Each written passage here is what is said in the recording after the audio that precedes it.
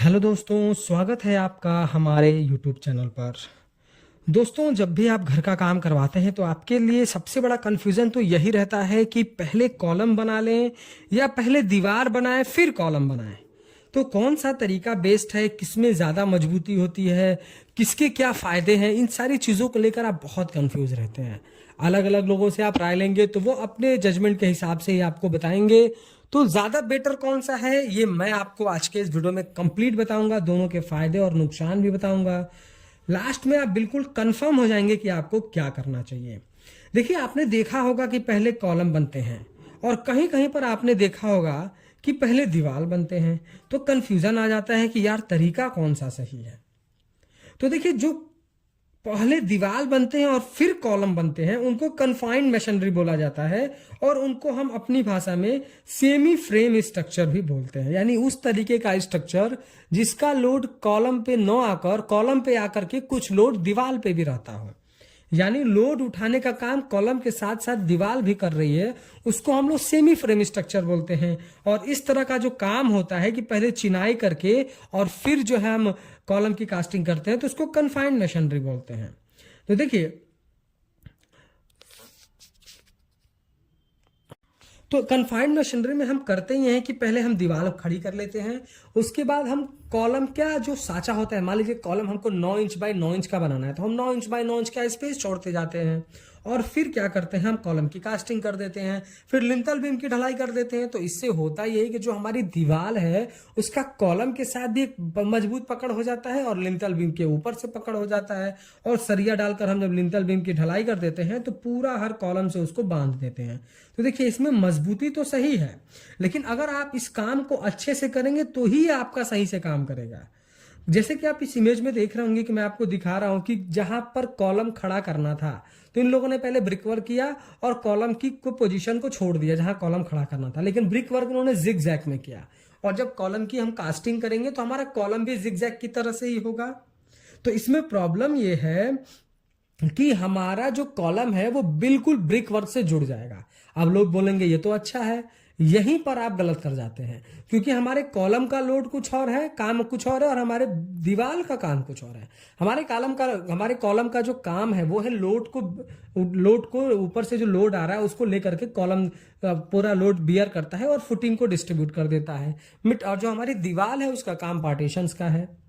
अब इसमें क्या है कि हमारा कॉलम जो है वो ब्रिक वर्क के साथ ज्वाइंट हो गया। अब ऊपर से लोड आएगा तो कॉलम का लोड कुछ कुछ जिग जैग यानी टूथिंग बोलते हैं इसको, टूथिंग होने की वजह से हमारा दीवार भी लोड उठाता है और यहीं पर आपको क्रैक देखने को मिलेगा। इन फ्यूचर कभी भी हल्का फुल्का भी भूकंप आएगा तो पूरी दीवार में क्रैक आ जाएगी, क्योंकि ये कॉलम से एकदम जुड़ा हुआ है। और यहाँ पर सबसे बड़ी प्रॉब्लम क्या है कि आप प्रॉपर शटरिंग नहीं कर पाते हैं।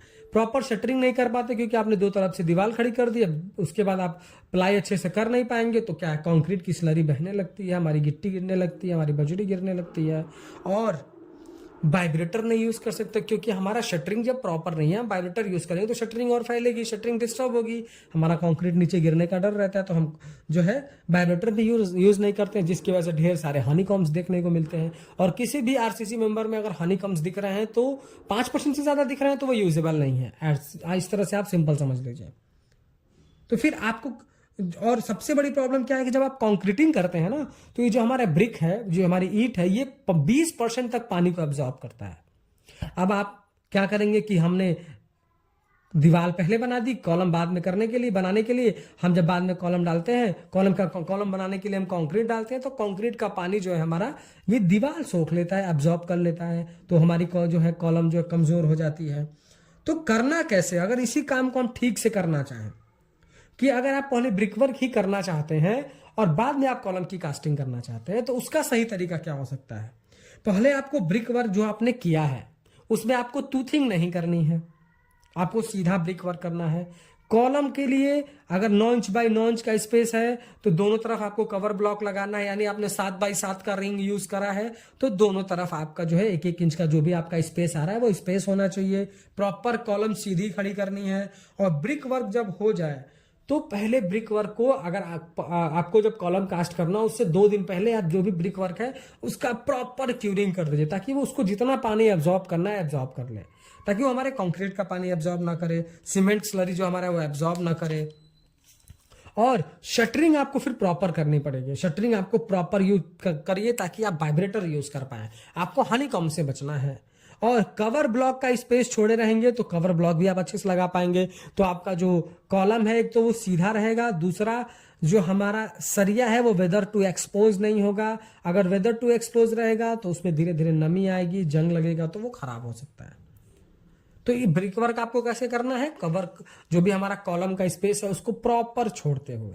अब देखिए इसमें प्रॉब्लम क्या आ सकती है। एक तो ये एक सेमी फ्रेम स्ट्रक्चर हो गया, उसके बाद लोड कॉलम पे आ रहा है, ब्रिक वर्क कॉलम के साथ साथ ब्रिक वर्क पे भी आ रहा है, तो जॉइंट्स पर क्रैक आ सकते हैं।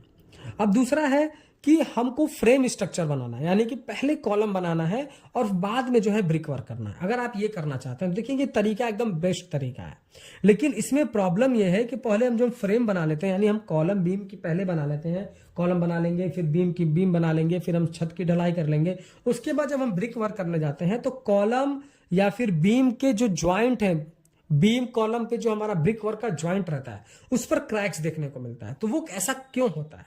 देखिए वो हमारी गलती से ही होता है, उसके भी सारे सॉल्यूशंस हैं, वो हमारी गलती से होता है। हमारी गलती क्या होती है कि जब हम कॉलम की शटरिंग खोलते हैं 24 घंटे 48 घंटे के बाद, तो उसका सब जो सरफेस है वो बिल्कुल जो है प्लेन होता है, एकदम चिकना होता है, और हम उसी पर ब्रिक वर्क कर देते हैं। अब हमारा वो कंक्रीट है, जो हम ब्रिक वर्क में मसाला यूज कर रहे हैं वो हमारा मोटार 1:4 का है, तो वो प्रॉपर बॉन्ड नहीं बना पाते हैं। तो उसका सही तरीका क्या है कि आप जब आप शटरिंग को खोल दें तो कॉलम के सरफेस को रफ कर दें, जिसको हम लोग हैकिंग करना बोलते हैं, टाँचे लगाना बोलते हैं। इस तरीके से जैसा इमेज में दिखाया जा रहा है, अगर आप इस तरीके से कर देंगे तो जो आपका कॉलम का सरफेस है वो बिल्कुल रफ हो जाएगा। उसके बाद इस पर पानी का छिड़काव करें और ब्रिक वर्क करने से पहले सीमेंट का घोल बना करके इन कॉलम पर लगा दें अच्छी तरीके से। उसके बाद अपना ब्रिक वर्क करें, और ब्रिक वर्क कर लेने के बाद जब प्लास्टर करें तो जहां भी हमारा आरसीसी मेंबर और ब्रिक वर्क का जॉइंट है वहां पर हम अपना ये जो चिकन मेश है या फाइबर मेश है हम इसको यूज करेंगे, तो हमको क्रैक से भी हम बच सकते हैं। पर एज इंजीनियर अगर आप मेरी ओपिनियन जानना चाहते हैं तो मेरा ओपिनियन ये है कि आपको पहले फ्रेम बनाना होगा, यानी आपको फ्रेम स्ट्रक्चर बनाना है। पहले कॉलम बीम स्लैब की कास्टिंग कर लेनी है, फिर आपको ब्रिक वर्क करना है, और जो आपको 2-3 तरीके बताए गए हैं क्रैक से बचने के लिए, अगर आप ये कर लेंगे तो आपका स्ट्रक्चर बहुत ही बढ़िया बनेगा। तो वीडियो पसंद आया तो प्लीज़ वीडियो को लाइक कर दें, और अगर चैनल पर नए हैं कंस्ट्रक्शन से रिलेटेड ऐसे ही इंफॉर्मेटिव वीडियोस इन फ्यूचर देखना चाहते हैं तो प्लीज़ चैनल को सब्सक्राइब करके बेल नोटिफिकेशन को ऑल पर प्रेस कर दें।